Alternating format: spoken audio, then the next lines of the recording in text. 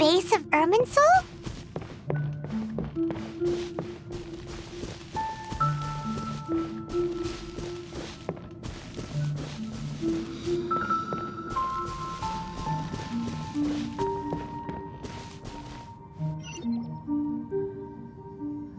Well, this is the place.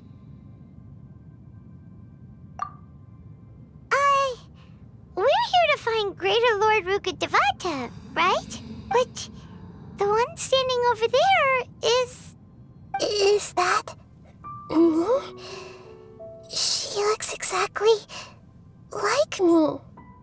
Are you Greater Lord Rukkhadevata? Yes, that's me.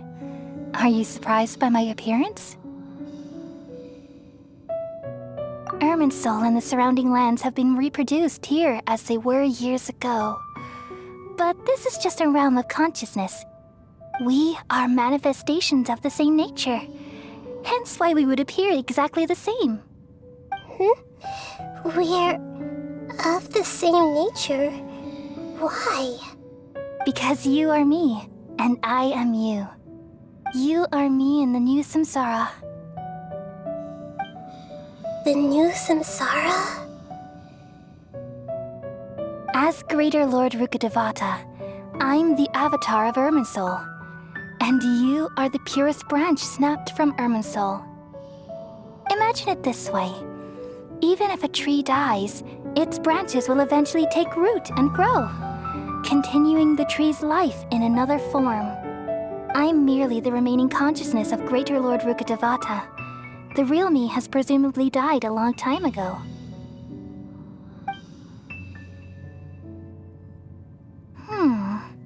Judging from your appearance, I've probably been dead for 500 years.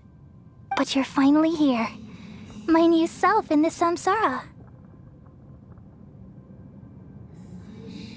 If this is true, then am I going to be a great Archon like you someday?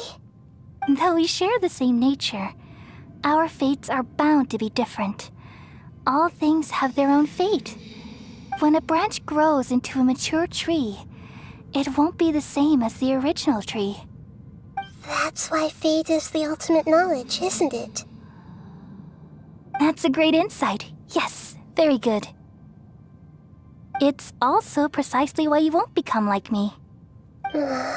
Really? But perhaps you may become an even greater Archon than I.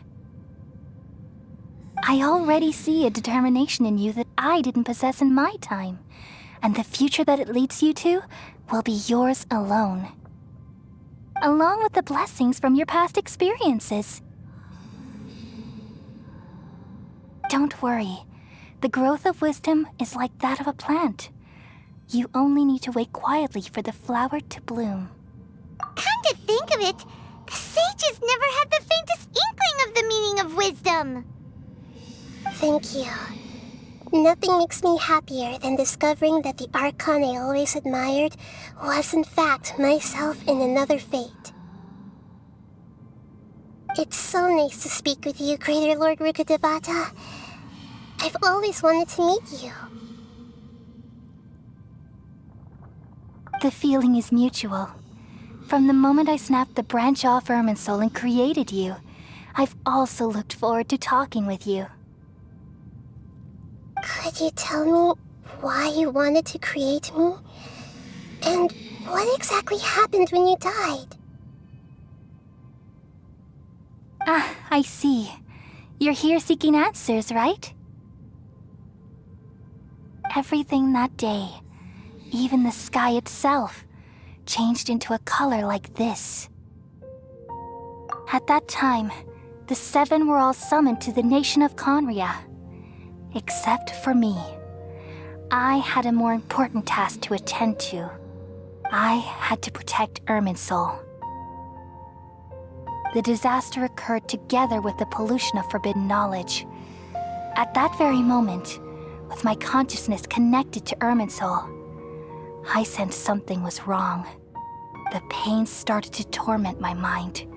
By the time I reached Irminsul, it was already displaying signs of corruption.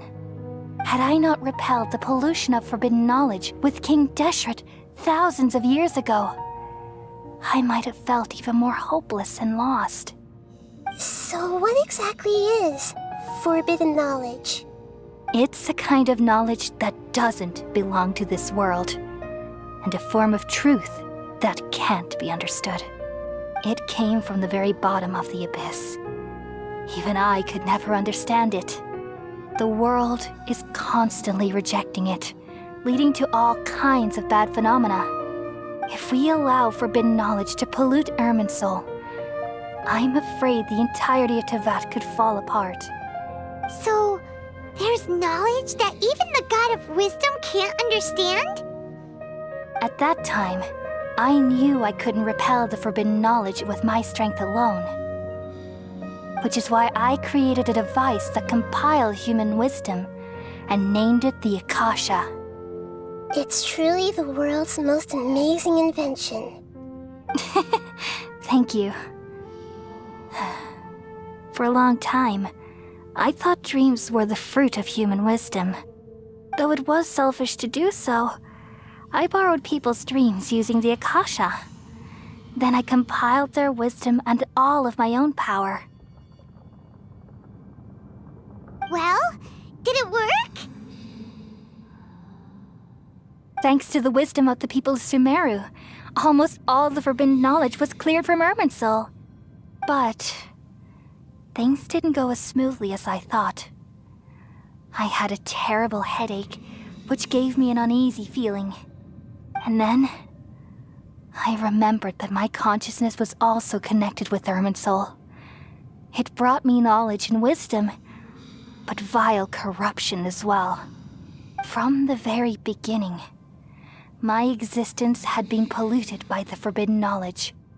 Oh no. How could that happen? I've experienced that pain in your consciousness. It must have been a horrible experience. Yes, but my feelings weren't important. The important thing was that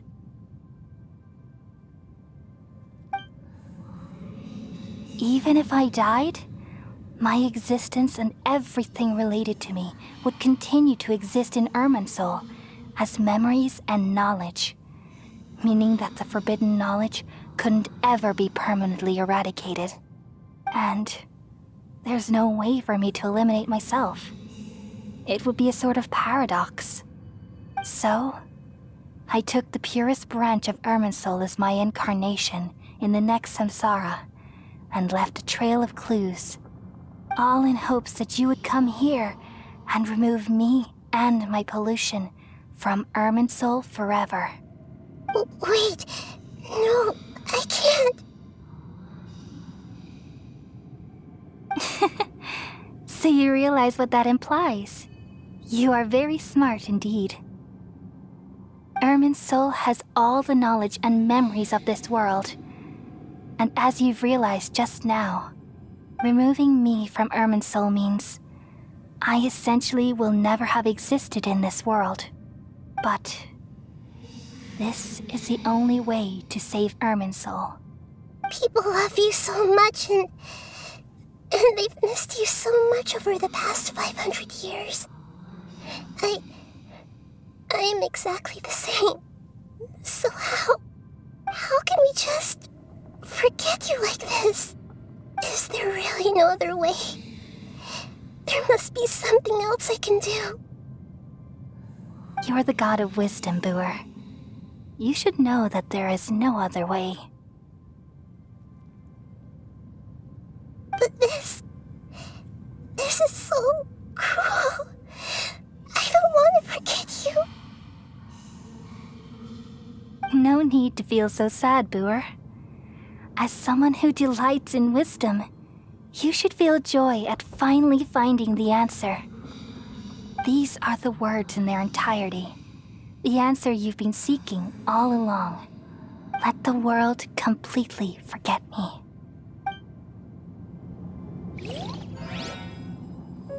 We all nestle under the great tree of wisdom, peering out to perceive the world. From the earth and from the rain, we perceive its wonders, until we become a white bird to perch atop a branch and finally snap off the most important leaf. Once upon a time, I alone dreamed in this world. In my dreams, everybody would also dream after they fell asleep. Wild and wonderful thoughts would emerge from their minds. Some tumbled to the ground, and others floated to the sky, connecting all things in the world into one dazzling net. Among a plethora of worlds were numerous smaller worlds, all of fate, finding within the tapestry their brilliant glow. I gradually understood that these indescribable and constantly changing things are the most profound things in the world. Only they can completely repel the madness. Only dreams can awaken consciousness from the deepest darkness.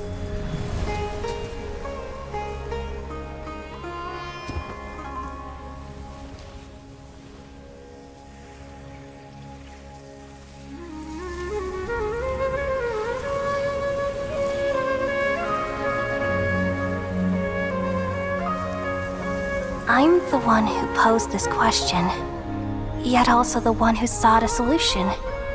Saving the world with the dreams of the people used to be my answer. And now, you've also found your own answer, and I shall return all the dreams to the people.